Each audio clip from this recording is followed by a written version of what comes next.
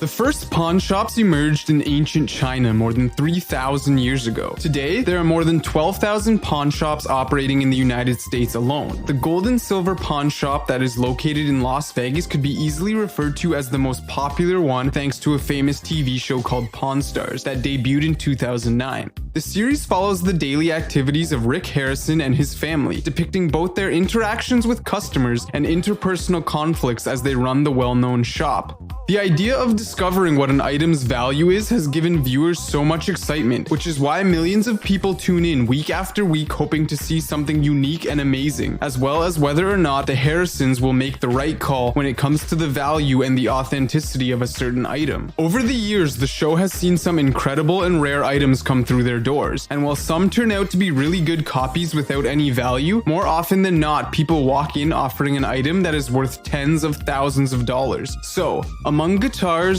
cars, silver, jewelry, coins, or autographs, let's have a look at the top 10 most expensive deals they ever made.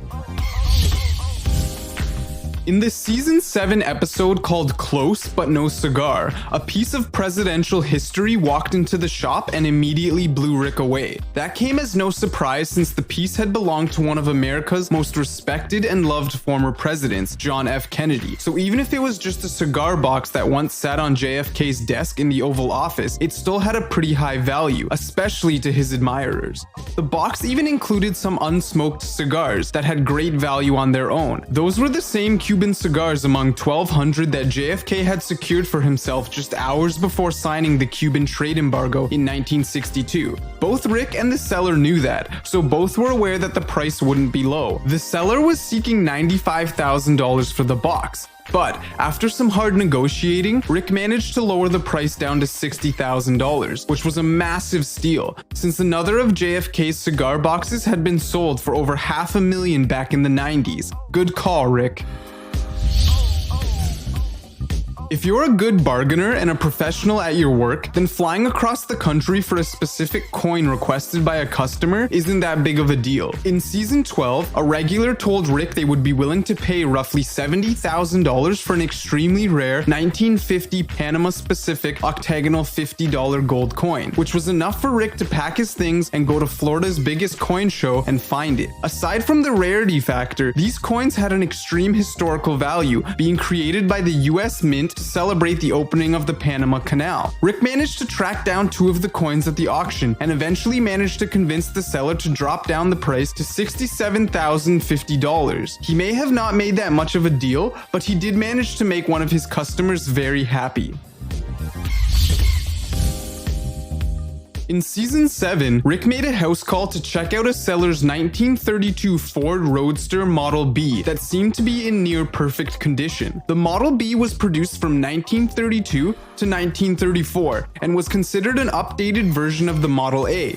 Though both Rick and his son realized how small the car was and that it was nowhere near a practical vehicle to drive for themselves, it was the age of the car plus its perfect condition with only 450 miles on the speedometer that got Rick interested. But it was only after Vegas car custom legend Danny fell in love with it that Rick knew he had to make a deal. After hearing the seller's best rock bottom price of $70,000, Rick started negotiating, offering him $65,000. Although the owner was very unwilling to drop the price below $70,000, the trio managed to strike a pretty decent deal of $68,250. Designed by Anthony DeFrancisci, a 1922 proof piece dollar is considered as one of the most popular US coins by coin historians. Despite the fact that this particular dollar is frequently described as one of the rarest coins in American history, somehow a man brought it to the shop claiming he had won it in a poker game. The seller believed the coin, one of only 10 to 12 left in existence, to be worth around $20,000, which is why he was blown away when an expert told him the actual value of $100,000, providing it was in mint condition. Much to his surprise, the lucky seller got more than expected when Rick offered him $80,000, leaving both parties to walk away happy.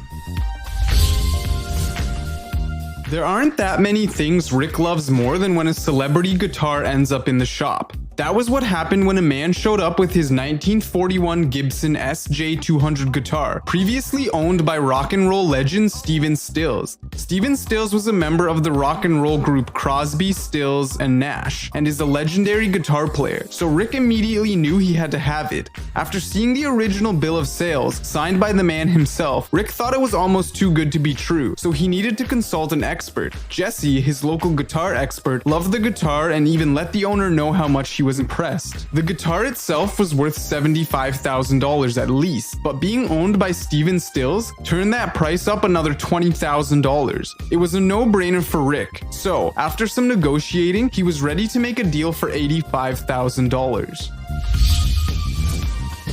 In season 5, a guy came to the shop claiming to be American guitarist Mary Ford's nephew and carrying a guitar that was invented by her husband, Les Paul himself. Les Paul was one of the original inventors of electric guitars, and together with his wife, he formed a very popular duo in the 1950s. From 1950 to 1954, Mary and Les co-wrote 16 top 10 hits and sold millions of records. This particular guitar would have been a rare and valuable instrument even without the history behind it, but considering that it came from rock royalty, this could become Rick's largest guitar buy of his career. The nephew even brought paperwork that documented Paul's on-again, off-again relationship with Gibson. Another too good to be true moment led Rick to consult someone and see how much that piece of rock and roll history is worth. The guitar expert was pretty much amazed by the item, stating that even if it was a forgery, it was the best forgery on the planet and estimated the value of $150,000. However, that was way below what Mary's nephew had in mind, but, as expected, way above Rick's offer. Eventually, they managed to set the deal at $90,000.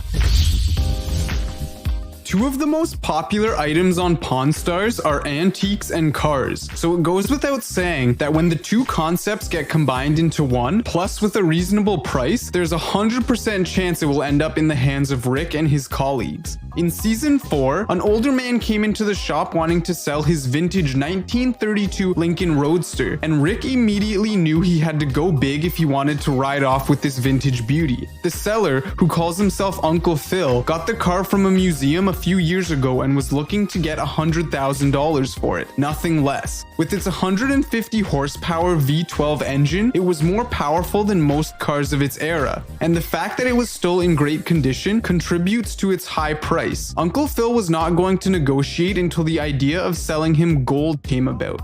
Luckily, the Harrisons keep plenty of it in their shop for trade purposes, so this spotlessly maintained car cost Rick $95,000, sending Uncle Phil home pretty satisfied. After told by his father to invest in precious metals, one man had decided to purchase over 200 pounds of silver. 12 years later, the man walked into Rick's shop carrying sacks and bags of silver and hoping to get paid for his large investment. From bars to coins, everything was pure silver. The only potential issue was a giant silver bar that might have been filled with other metals, so Rick had to test it. After ensuring that the silver was pure, Rick instantly made a deal with the man and paid out $111,000, knowing he could parcel it out himself for a healthy profit.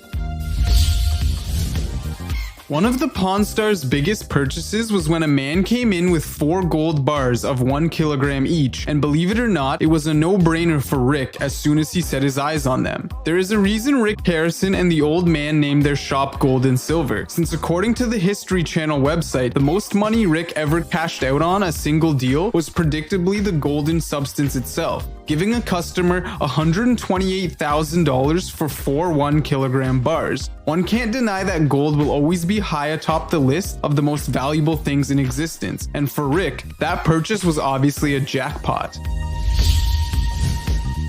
In a season 15 episode, Can't Pawn Me Love, Rick went to a local gallery to find the original artwork of, according to him, the greatest child book ever, called Where the Wild Things Are. The book was published in 1963 and tells the story of Max, a boy who becomes king of a jungle land filled with wild beasts. The book sold millions of copies and was eventually adapted into a film in 2009. Maurice Sendak's artwork is universally acclaimed and instantly recognized anywhere in the world. So, Rick couldn't help but wonder where the owner got the invaluable illustrations and why he wanted to let them go. After saying that he'd had them for a while and now wanted to pass them to someone else, the owner Nick offered the collection for $375,000 due to the immaculate condition of the drawings. When it comes to buying items of such a great value, Rick always reaches to get an appraisal from an expert, which was the case this time as well. When the expert said that the first two drawings were worth about $80,000 each and estimated the whole collection at $310,000, Rick started his negotiations by lowering the offer to $200,000, but that was instantly rejected. In the end, the deal was done at $250,000, still making this purchase one of the highest in the history of the show.